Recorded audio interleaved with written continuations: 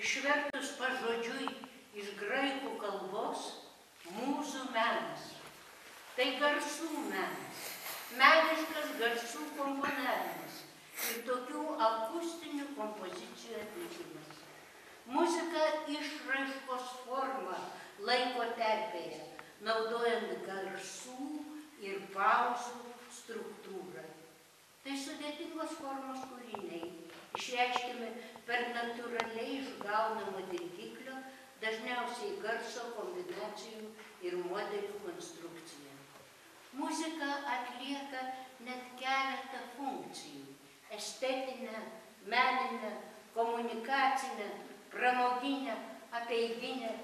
Nuo kultūros ir socialinio konteksto priklauso, kaip mes skirstame muziką. Spalio 1 pasaulinė muzikos diena. Šios dienos koncertą pradėsime vaikų ir jaunimo liaudiškų šokių grupių pasirodymą.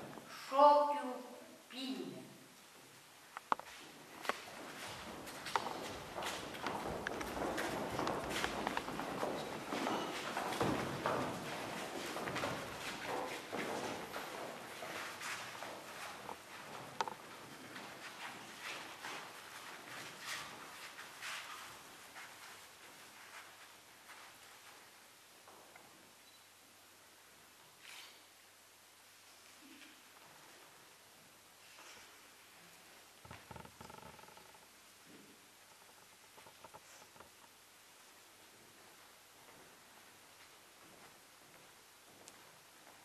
Dėkojame šokėjus.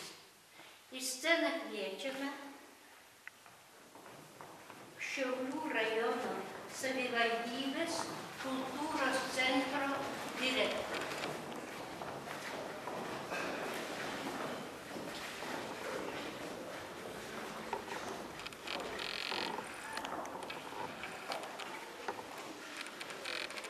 Spalio 1 dieną, 18 val. Šalies kultūros centrai organizuoja pilietinę akciją Tylusis koncertas. Akcijos metu bus įspėjama, kad taip tylomis gali praeiti ir 2014 metų Lietuvos dainų šventė. Šiuo metu Lietuvoje, tebesitęsiant socialinėms ir ekonominėms reformoms, kultūros centrai yra reikšmingi savivaldybių ir regionų kultūros politikos vystymo ir įgyvendinimo instrumentai, tenkinantys bendruomenės kultūrinius poreikius ir vykdantis kūrybinių industrijų plėtrą įvairaus amžiaus išsilavinimo ir kultūrinių poreikių žmonių grupių.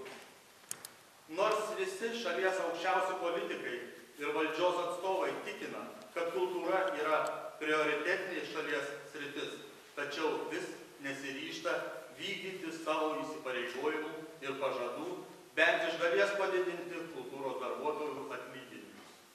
Per visą nepriklausomybės laikotarpį kultūros centrų darbuotojų vidutinis darbo užmokestis pakilo tik 3,5%, kai tuo tarpu švietimo sistemoje augimo pokytis sudaro net 90%.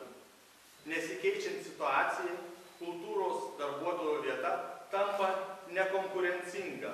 Praktiškai į šią sistemą nebeateina jauni žmonės, tad jau greitai gali Lietuvoje nutilti ir chorai, ir orkestrai. Ši mūsų akcija perspėjimas valdžiai, kuri negirdi mandagių ir nereiksmingų mūsų kalbų ir rezoliucijų. Šiandien galime drąsiai teigti, kad kultūros centrai yra viena pagrindinių ir didžiausių šalies kultūros bendruomenių, netiesiogiai sukuriančių iki 5% bendrojo šalies vidaus produkto. Todėl atsigaunant Lietuvos ekonomikai yra pats laikas ir realus pagrindas užtikrinti padorius kultūros darbuotojų atlyginimus. Tai trečioji akcija, kuri klausia, ar tikrai kitais metais per dainų šventę Lietuvos kultūros kūrėjai irgi tylės. Kviečiame visuomenę solidarizuoti su kultūros darbuotojais, vykdantiems ne tik kultūrinę, bet ir edukacinę bei socialinę misiją.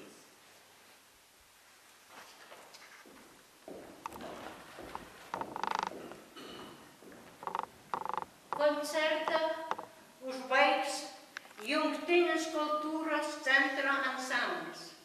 Jie atliks dainą Mano kraštas.